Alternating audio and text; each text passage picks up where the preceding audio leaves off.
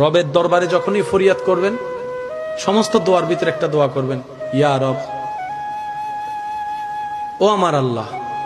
আমি তোমার কাছে তোমাকে চাই। ইয়া রব, আমি তোমার কাছে তোমাকে চাই। এবার অন্য দোয়াগুলোকে একটু মাথায় রাখেন। ইয়া রব,